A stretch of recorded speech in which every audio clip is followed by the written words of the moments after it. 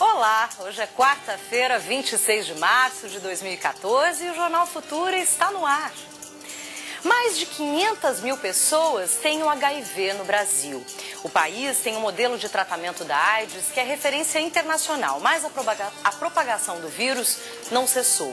No ano passado foram cerca de 39 mil novos casos, segundo o Ministério da Saúde. A doença hoje ocorre mais entre jovens e idosos.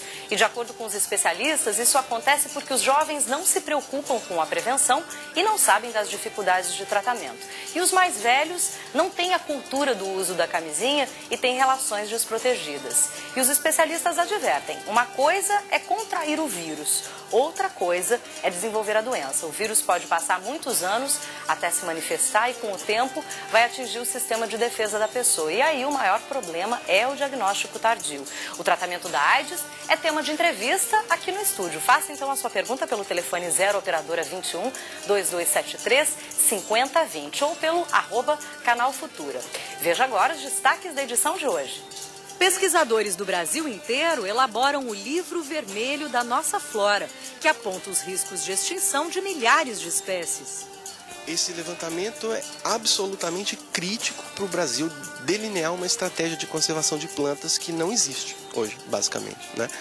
Então, o que a gente consegue fazer com esse tipo de informação é gerar informações que vão auxiliar na tomada de decisão.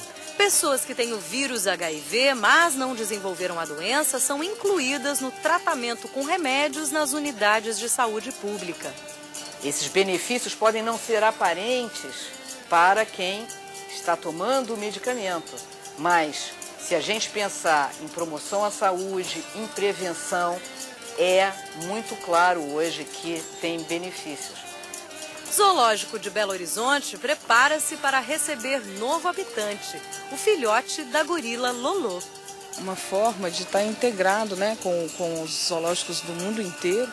Então a gente participa disso. Então o Brasil é representativo nesse grupo, que é um grupo maior, que pega todos os zoológicos do mundo. Então a gente se sente assim, colaborando, né, com a conservação dessa espécie.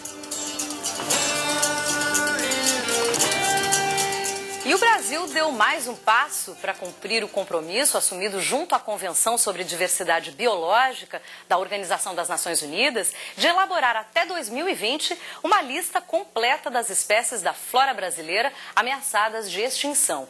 Lançado recentemente pelo Ministério do Meio Ambiente, o livro vermelho da Flora do Brasil traz a avaliação dos riscos enfrentados por milhares de espécies nacionais. A importância dessa publicação para o conhecimento sobre a preservação dessas variedades você confere agora na reportagem de Dani Moura.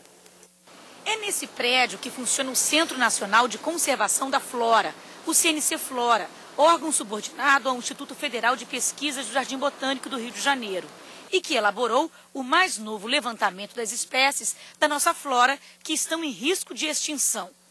O livro vermelho da flora brasileira traz avaliação dos riscos enfrentados por 4.617 espécies nacionais. Esse produto, que é o livro vermelho da flora do Brasil, ele tem uma importância, estratégica. Isso é muito importante para que sejam tomadas decisões políticas, tomadas de decisões, criação de unidades de conservação, enfim, a própria sociedade possa mobilizar para evitar que aquela espécie se torne extinta, né? Então, acho que ele é um marco. Ele também representa uma reformulação nas estratégias, nos conceitos, na documentação adequada para você avaliar o risco de extinção. Esse levantamento é absolutamente crítico para o Brasil delinear uma estratégia de conservação de plantas que não existe hoje, basicamente, né? Então, o que a gente consegue fazer com esse tipo de informação é gerar informações que vão auxiliar na tomada de decisão. Além da avaliação dos riscos enfrentados pelas mais de 4.000 espécies da flora brasileira, o livro classifica outras 2.000 nas categorias vulnerável, em perigo ou criticamente em perigo de extinção. Esse trabalho começa lá na base, quando você tem que identificar onde foram feitas coletas para cada uma dessas espécies que você está interessado em avaliar. E aí, com base nos pontos de coleta, você é capaz de estimar, usando técnicas científicas para isso, qual é a distribuição geográfica de uma espécie. A partir dessa informação, da distribuição geográfica. E outras informações que podem ser sobre quantos indivíduos daquela espécie você tem, ou informações da genética daquela planta, ou se aquela planta está num local onde você tem ameaças diferentes, como por exemplo urbanização, especulação imobiliária, expansão agrícola.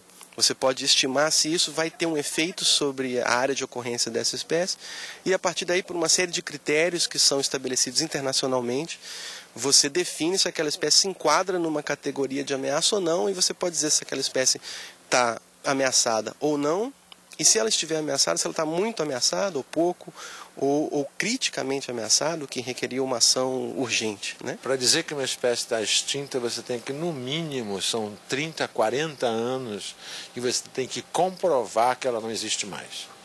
Porque isso tem um risco muito grande. Você coloca uma espécie como extinta, significa que você tira toda a proteção dela.